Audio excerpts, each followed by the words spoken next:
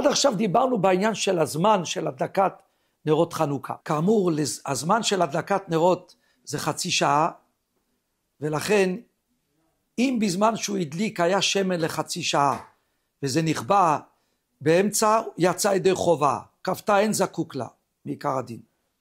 אבל אם בזמן שהוא הדליק נרות חנוכה לא היה שמן מספיק, לא היה כמות שמן לחצי שעה, או שהוא הדליק במקום שבטוח הרוח מכבה את זה, לא יצא ידי חובה. כעת נדבר על אופן הדלקת נרות של בעל הבית.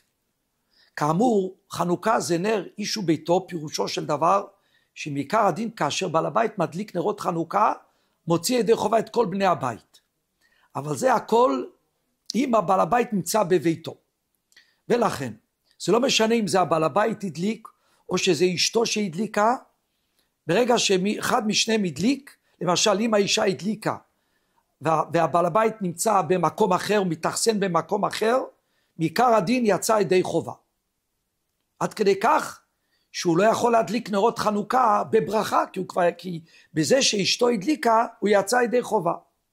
אם בכל זאת בעל הבית שמתאכסן במקום אחר רוצה להדליק בעצמו עם ברכה, אז העצה הוא שיכוון שהוא לא רוצה, שהוא יכוון שהוא לא יוצא ידי חובה, הדלקת אשתו, שהוא מכוון שהוא לא רוצה לצאת ידי חובה עם הדלקת אשתו, וגם כן כדאי שהוא ידליק לפני שאשתו מדליקה. ואז הוא יוכל להדליק עם ברכה, אבל אם הוא לא כיוון, הוא לא יוכל להדליק עם ברכה.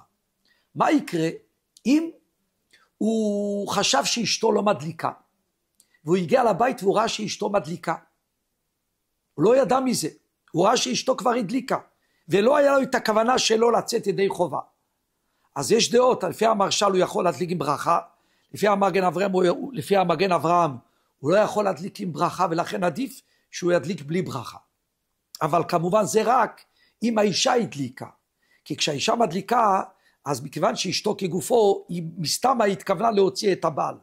אבל אם זה אחד מבני הבית שהדליקו, אז הם לא כיוונו להוציא את הבעל מסתמה, ולכן אם הוא לא ידע שהם הדליקו, והוא בא לבית, הוא יכול להדליק עם ברכה. כמובן, שמתי הבעל הבית, כשהוא מתאכסן במקום אחר, הוא יכול לצאת ידי חובה של הדלקת אשתו, אם זה היו אותם השעות, זאת אומרת, שלמשל פריז או בארץ, שזה בדרך כלל זה אותם השעות, אז כשהאישה הדליקה בבית, אז הבעל יוצא ידי חובה אם הוא לא התכוון שלא לצאת. אבל אם זה במצב של הפרשי שעות, כמו פריז ניו יורק או פריז אוסטרליה, שמה יש דעות שהבעל לא יוצא ידי חובה, ולכן נכנסים לספקות בעניין הזה. לכן בכזה מקרה שהשעות שהאישה מדליקה בבית, זה לא אותם השעות שהבעל במקומו איפה שהבעל נמצא, אז עדיף שהבעל יכוון שלא לצאת ידי חובה, ואז הוא יוכל להדליק עם ברכה. אז יוצא לסיכום, כשהאישה מדליקה בבית, אם הבעל לא כיוון, והבעל מתאכסן במקום אחר, אז הדין הוא שהוא יצא ידי חובה. הוא לא יכול להדליק בברכה. אם הבעל בכל זאת רוצה להדליק בברכה כשהוא מתאכסן במקום אחר, שיכוון שהוא לא רוצה לצאת ידי חובה. עכשיו כמובן, הדלקת נרות שבעל הבית מוציא רק את בני הבית. אם בבית נמצא מישהו שהוא לא חלק מבני הבית, אז הבעל הבית לא מוציא אותו ידי חובה, כי הדלקת בעל הבית מוציא רק לבני הבית, ולכן אם הוא מדליק, אז לפי האשכנזים שהוא מדליק בעצמו אין בעיה, אבל לפי הספרדים, אז אם הוא רוצה לצאת בהדלקת בעל הבית, הוא צריך להשתתף בממון, ואז הוא יוצא ידי חובת בעל הבית. וכאן יש כלל מאוד חשוב שצריך להדגיש. מה שאמרנו שהבעל הבית, או האישה, אם האישה מדליקה, היא מוציאה ידי חובת בעל הבית שהוא נמצא בכל מקום, זה רק אם האישה בבית. כשהבעל הבית או האישה בבית, אז הם מוצאים את בני ביתו. אבל אם למשל הבעל הבית הוא לא בביתו, או שהאישה היא לא בביתה, אז אחד לא מוציא את השני. כלומר, הדלקת נרות בבית מוציא ידי חובת בני הבית כשהדליקו בבית. אבל אם למשל גם הבעל הבית הוא לא בבית, או שהאישה היא לא בבית, ובבית לא הדליקו, לא היה הדלקת נרות בבית, אבל הבית מתאכסן במקום אחר והדליק במקום אחר, הוא לא מוציא את אשתו. אותו הדבר כשהאישה מדליקה במקום אחר שהיא לא בביתה, היא לא מוציאה ידי חובת הבעל. ולכן זה נפקא מינה להלכה, שאם למשל הבעל הבית מתאכסן במקום אחר, והוא שילם כסף לבעל הבית, או שהבעל הבית בעצמו הדליק במקום אחר, אז הוא מוציא רק את עצמו.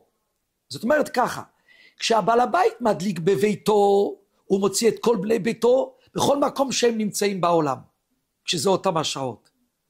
אבל אם הבעל הבית הוא לא בביתו, והוא הדליק נרות איפה שהוא מתאכסן, אבל זה לא ביתו, הוא לא מוציא את בני ביתו. כמו שאנחנו אמרנו, בעל הבית מוציא בני ביתו, רק אם הוא בביתו. ולכן, אם למשל, כל בני הבית נמצאים במלון, כל בני הבית נמצאים במלון, אז שמה זה הבית שלהם, כי הם שילמו וזה הבית שלהם. במקרה שכל בני הבית נמצאים במלון, אז בעל הבית יכול להוציא ידי חובה כל בני ביתו. כי כרגע כל בני ביתו נמצאים במלון וזה הבית שלהם.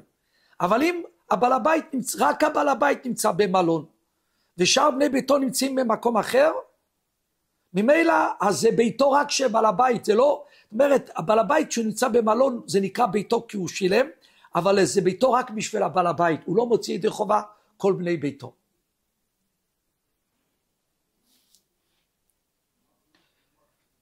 ולסיום, מה שאנחנו אומרים שאפשר למנות שליח, זאת אומרת למשל, אם הבעל הבית נוסע למקום אחר והוא מבקש מהשכן, בוא לביתי להדליק.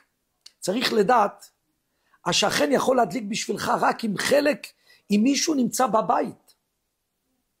כי ברגע שמישהו נמצא בבית, יש חובה להדליק נרות בבית, ואז כשהשכן בא לבית והוא מדליק עבור בני הבית, פירושו שהוא מדליק בבית בשביל בני הבית. אבל אם אף אחד לא נמצא בבית, אין עניין להדליק בבית. ואז כמובן אם השכן מדליק בבית, זה לא יעזור כלום, כי המצווה של השכן זה בבית של השכן, וכשהשכן הולך לבית שלך ואף אחד לא בבית, אין חובה להדליק בבית. כי החובה להדליק בבית זה כשנמצאים בבית. ולכן, רק אם מישהו מבני הבית נמצא בבית, ובא מישהו מהשכן להדליק בבית, זה מועיל.